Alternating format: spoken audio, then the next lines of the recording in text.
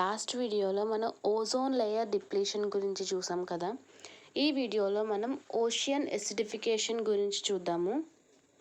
Ocean acidification అంటే ఏంటి, వాటి వల్ల వచ్చే ఎఫెక్ట్స్ గురించి ఈ వీడియోలో తెలుసుకుందాం. Ocean acidification refers to A reduction in the pH of the ocean over an extended period of time caused primarily by uptake of carbon dioxide, that is CO2, from the atmosphere. Ocean acidification అంటే reduction in the pH. Reduction in the pH అంటే చెప్పాను కదండి, 14 numbers ఉంటాయి. అందులో 7 అనేది neutral, 7కి బిలోలో ఉన్నాయని acidic, 7 కన్నా above ఉంటే బేసిక్ నేచర్ అని అర్థం. రిడక్షన్ ఇన్ pH అంటే ఎసిడిక్ నేచర్లోకి మారుతుంది అని అర్థం. Caused primarily by uptake of carbon dioxide from the atmosphere. ఇది ఎందుకు అవుతుంది ఎసిడిక్ నేచర్లో అంటే, అట్మాస్ఫియర్లో కార్బన్ డైఆక్సైడ్ అనేది ఉంటుంది కదా, అది అబ్జర్బ్ చేసుకుంటుంది అనమాట. వాటర్ అనేది లైక్ ఓషియన్స్ అనేవి అబ్జర్బ్ చేసుకోవడం వల్ల సమ్ రియాక్షన్స్ అనేవి అక్కర్ అయ్యి ఓషియన్స్ అనేవి ఎసిడిక్ నేచర్లోకి చేంజ్ అయిపోతాయి.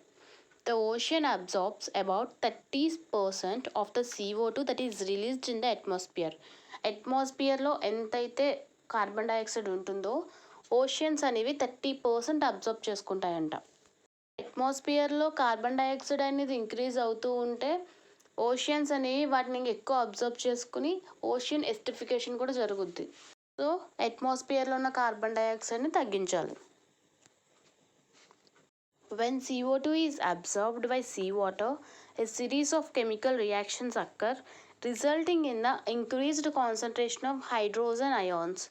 This increases causes of seawater to become more acidic and causes carbonate ions to be relatively less abundant.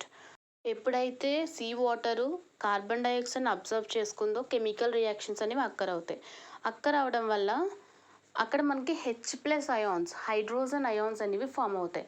అలా ఫామ్ అవడం వల్ల ఎసిడిక్ నేచర్లోకి మారిపోతుంది. అండ్ అలాగే దానివల్ల ఏంటంటే కార్బనేట్ అయాన్స్ అనేవి తక్కువ అయిపోతాయి అన్నమాట. వాటర్లో కార్బోనేట్ అయాన్స్ అనేవి చాలా యూజ్ అవుతాయి. అవి తక్కువ అయిపోవడం వల్ల అండ్ హైడ్రోజన్ అయాన్స్ అనేవి ఎక్కువ అయిపోవడం వల్ల ఈ వాటర్ అనేది ఎసిడిక్ నేచర్లోకి మారిపోతుంది. The oceans average pH is now around 8.1. అంటే ప్రెజెంట్కి కొంచెం నార్మల్గానే ఉంది, కానీ over of period of time ఇది తగ్గుతూ వచ్చిందనమాట. సో ఇంకా టైంలో తగ్గే ఛాన్సెస్ ఉన్నాయి అని చెప్పని ఇప్పటి నుంచే మనం కంట్రోల్ చేయాలి అని చెప్తున్నారు. ఓషియన్ ఎసిడిఫికేషన్ వల్ల వచ్చే ఎఫెక్ట్స్ని చూద్దాం ఇప్పుడు. Increases in carbonate ions can make building and maintaining shells and other calcium carbonate structures difficult. మనకి కొన్ని ఆర్గానిజమ్స్ దాని స్కిన్ పైన షెల్స్ అనేవి బిల్డ్ చేసుకుంటాయి అన్నమాట. ఎందుకంటే దాని స్కిన్ అనేది చాలా సెన్సిటివ్గా ఉంటుంది, దాన్ని ప్రొటెక్ట్ చేసుకోవడానికి. షెల్స్ మేక్ చేయడానికి కార్బోనేట్ అయాన్స్ అనేవి యూజ్ అవుతాయి అన్నమాట.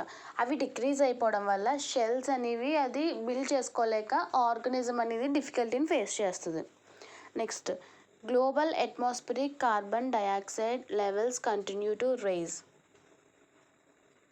ఈ సీ వాటర్ అనేది కార్బన్ డైఆక్సైడ్ని అబ్జర్బ్ చేసుకోవడం వల్ల ఇంకా అట్మాస్ఫియర్లో కార్బన్ డైఆక్సైడ్ అనేది రిలీజ్ అవుతూ ఉంటుంది.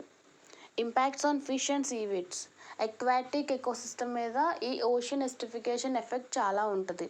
అంటే యాసిడ్ అనేది ఎక్కువైపోతుంది అనమాట ఓషియన్స్లో. దానివల్ల దాంట్లో ఉండే organisms will face problem. Impacts of ocean acidification and shell builders.